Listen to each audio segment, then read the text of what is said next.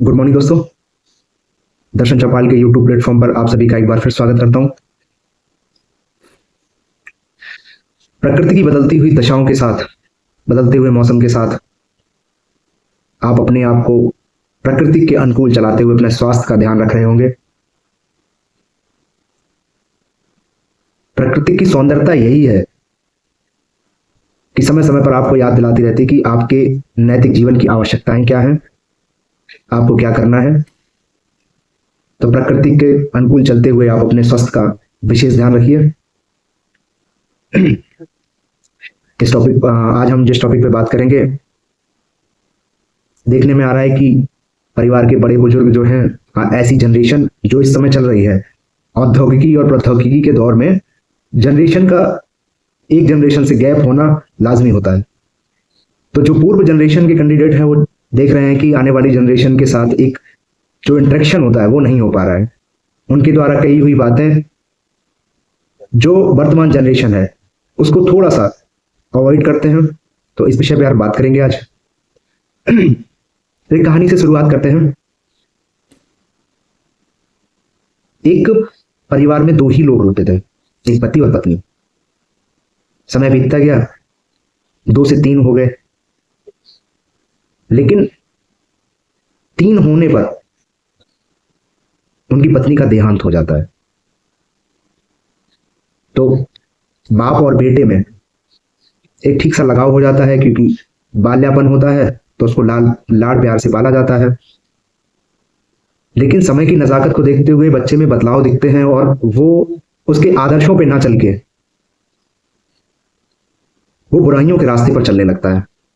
बुराइयां इस तरह की कि समाज में किसी के साथ मारपीट कर देना, बुजुर्गों का अपमान करना, किसी को गाली दे देना, उसका डेली का रवैया रहता था। तो उस बाप बहुत परेशान था इन सब चीजों को देखकर, क्योंकि समाज में हर व्यक्ति चाहता है कि जो मेरा परिवार का वंश है उस वंश में कोई कुरीतियां ना हो, जो वंश को आगे बढ़ाएगा उसमें कोई कुरीतियां ना हो।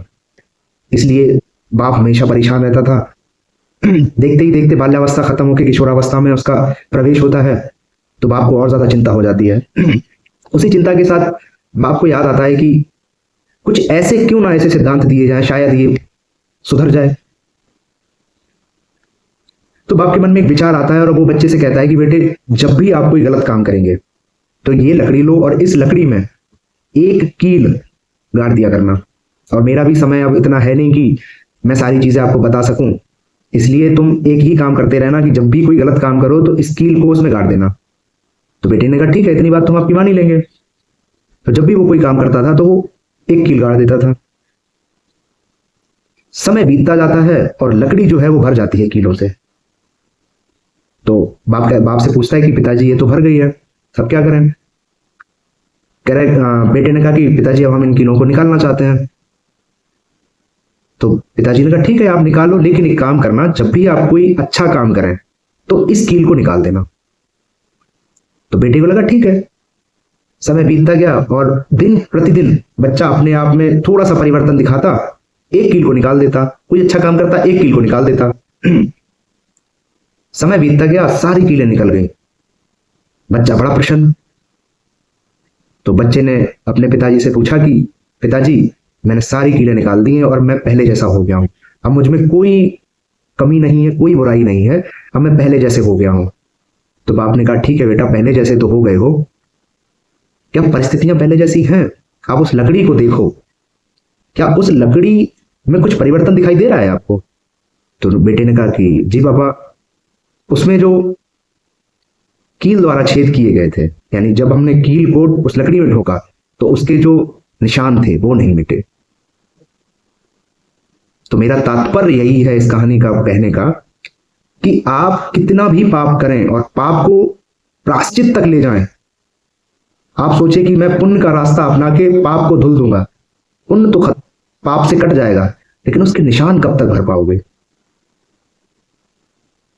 धर्म की आड़ में जो आप पाप कर रहे हैं या पुण्य कर रहे हैं, इनका अपवाद या प्रतिवाद कभी ना कभी इसका विलोपन कर पाना बड़ा मुश्किल होगा। जब तक धर्म में पाप धुलने जैसी प्रथाएं बनी रहेंगी, आप निरंतर पाप करते रहेंगे और निरंतर पाप करने के साथ साथ आप पुण्य करने की चेष्टा रखेंगे और पुण्य से आप सोचोगे कि मैंने सारे पाप धुल दिए हैं।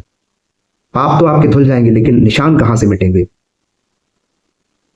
तो मेरा इस कहानी से बस यही था कि आप अपने व्यक्तिगत जीवन में आप अपनी मानसिक चेतना से काम करें, परिस्थितियों को अपने विपरीत ना होने दें, अनुकूलन की अवस्था में आकर आप हमेशा काम करिए, समाज के हित के लिए काम करिए। आप जब भी कोई काम करें तो पहले अपनी चेतना से सत्यनिष्ठा के साथ उस काम को करिए, क्योंकि आने वाली जनरेशन के साथ भी वही दौर होगा जिसमें शायद पूर्व संस्कारों का मिश्रण कम मिले। इसलिए आप सभी से एक आग्रह यही है कि अपने समाज में हो रही कुरीतियों को देखते हुए ये सोच के कि मेरे द्वारा जो पाप हुआ है उसका कहीं ना कहीं पुण्य का रास्ता होगा और मैं पाप करने के बाद यानी प्रायश्चित कर लूंगा और पुण्य का जरिया बनाऊंगा, तो कदापि इस ऐसे विचारों से अपने समय को व्यर्थ ना करें। सत्य सत्य होता है, सत्य हुआ, धर्म हुआ, समाज में इनकी बहुत आवश्यकता है।